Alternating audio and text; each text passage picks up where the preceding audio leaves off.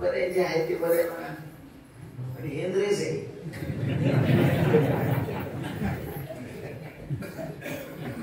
फक्त पारायणच करतो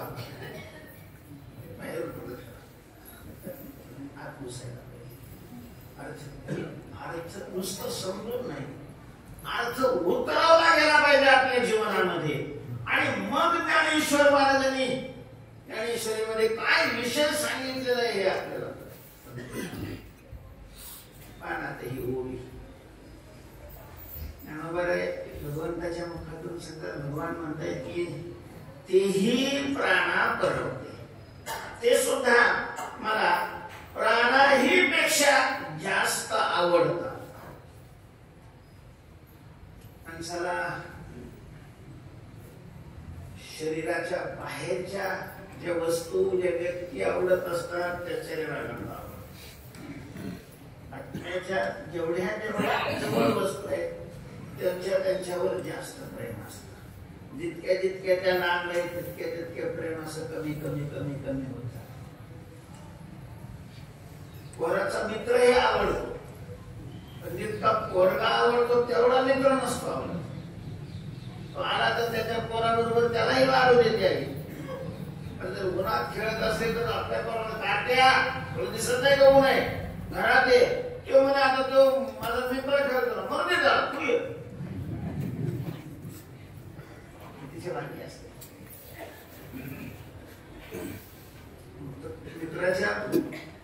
पुत्राच्या मित्रावरही प्रेम आहे, पुत्राही जास्त जवळ. मुलावरही प्रेम असतं पण शरीरा इतकं नसतं. पोरावर प्रेम असतं, स्वतः करता पोरावर प्रेम असतं. ज्या वेळेला स्वतःच्याच विरोधात जातो माणसं सरळ म्हणतात तू माझा पोरगा नाही मी तुझा बाप नाही असं पहिलं म्हणत होते, आता थोडं उलट झाले. संसार संसाराचा काय स्वभाव आहे. पोरा म्हणतात तू बाप नाही मी तुझा पोरगा नाही. प्रेम असतं पण आपल्यावर जास्त असतं. आपल्याच विरोधात जर तो जात असेल तर मारायलाही बाप तयार होतो. आणि याचं प्रसिद्ध उदाहरण आहे प्रल्हादाचं. बऱ्याच अशा प्रकारचा स्वतःचा पुत्र, पण ज्या वेळेला त्याच्या सिद्धांताच्या पूर्ण तो विरोधात लावला त्यावेळेला मारण्याकरता तो प्रवृत्त झाला.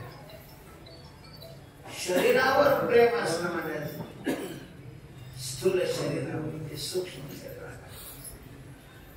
स्थूल शरीरावरही प्रेम असतं ते सूक्ष्म शरीरावर. तुम्हाला जगायचं असेल तर मग पाय काढावा लागतो. पैसे देऊन पाय काढतात माणसं. असं काही नाही की पाय काढल्यावर डॉक्टर यांना पैसे देतात.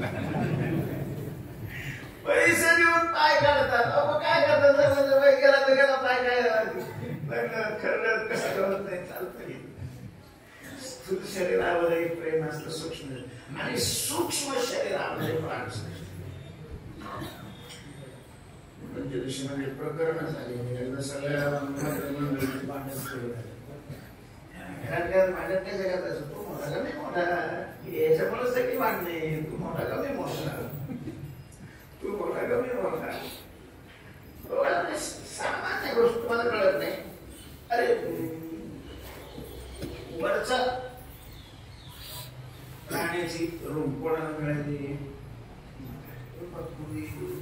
इंग्रजाच्या काळामध्ये जे ऑफिस शाळा वगैरे बांधलेले आहेत ना, बाकीच्या वर्गात थोडे खाली आणि ऑफिस उंच असायचं. श्रेष्ठत्व हे त्याच्यातूनच अशा प्रकारचं दर्शवलं जातं. तसं माझं ठिकाण कसं आहे ज्ञानेंद्रियामध्ये सगळ्यात वर कोण आहे डोळे आणि पाय व्यवस्था मिळेल त्याची झाकून त्याला असे ऑटोमॅटिक उघडावं लागतं का आपल्याला. परत त्याला बीजाग्रे अशा घातलेल्या आहेत. मग काय ते ईश्वराने देह निर्माण करत असताना काय कला वापरली देते आईला आपोआप जातात कटकर कुरकुर टकटक तो काहीच होत नाही कधी उघडतो कधी जातो हे सुद्धा लक्षात येत नाही काही आघात आहे असं म्हणजे बरोबर लगेच डोळ्यात पाप नाही पडतात तुम्हाला सांगून मी श्रेष्ठ असतात तुम्ही कसं काय श्रेष्ठ आहे सगळ्यांचे असे भांडणं सुरू झाले म्हणजे त्यांना म्हणायचं की बाबा मोबाईल बंद करा म्हाताऱ्या माणसाला बंद बी नाही करता येत हाऊसले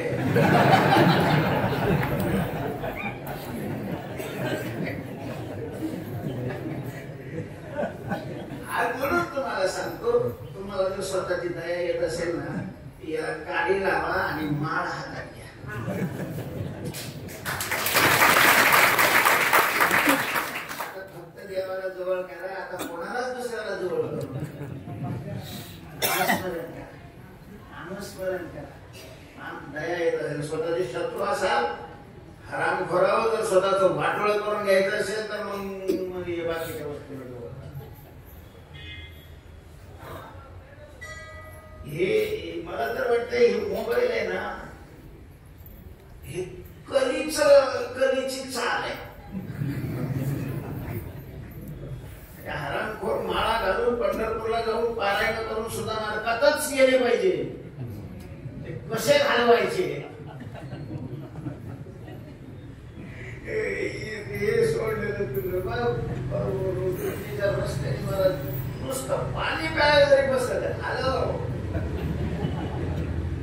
ते काय करते गाणा मागला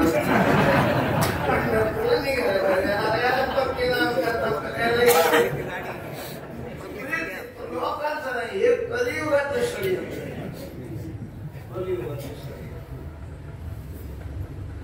चांगले आहे ते पण मग चांगला वापर करणं केला तर चांगले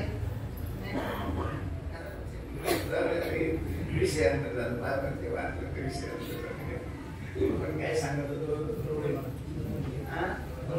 भांडणं चालू होती भांडणं सगळ्या इंद्रियात मोठा गेले सगळे आम्हाला मोठी माणसं आपल्यावर द्यायचं नाही ना तर कसा बी न्याय करत राहा कोण पाहून दिला काही घेऊन दिला असेल अंक केला असेल तुम्ही असले तुम्ही एका शरीरामध्ये आणि एक एक बाहेर पडा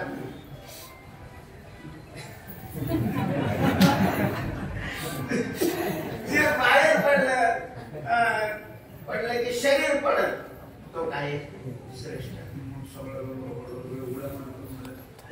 दुसऱ्या एका शरीरामध्ये मुंबईच्या म्हणाल ठिकाणी राहणार डोळ्यात निघ बाहेर ते निघालं बाहेर त्रास होतो पण काही बिघडत नाही महाराज म्हणजे आंधळी जन्मांध अशी माणसं मी पाहिलेली आहे पूर्वी ते पायऱ्याचे 12 वाजायचे तर ते घागर पायऱ्याने खाली उतरून पाणी भरून वर येऊन घरी आलं अशा प्रकारचे भरत होते स्पर्श ज्ञान असायचं आमच्याकडे तो शिवाजी महाराज वर्षांनी भेटायचे असायचं भेटायचे नुसता त्याचा हात धरला त्याने हातात हात धरला कधी आहे लगेच नाव घेऊन सांगायचं पाय स्पर्श म्हणजे डोळे नसले तरी काही फारसं बिघडत नाही त्याच्या लक्षात आलं कान घालून खाले कान गेले बाहेर काही बिघडले सगळे जाऊन परत आले मग शेवट कोणावर आली पाडी प्राणावर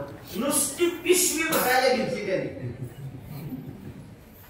त्यानं तिकडं पिशवी भरायला लागली की डोळ्याला घाण कुशल ठेवा सगळ्यात कोण श्रेष्ठ आहे प्राण श्रेष्ठ म्हणून मग प्राणावर जास्त प्रेम असतं प्राणावर जास्त प्रेम असतं पण भगवान सांगतात मला प्राणाही पेक्षा जास्त ते आवडतात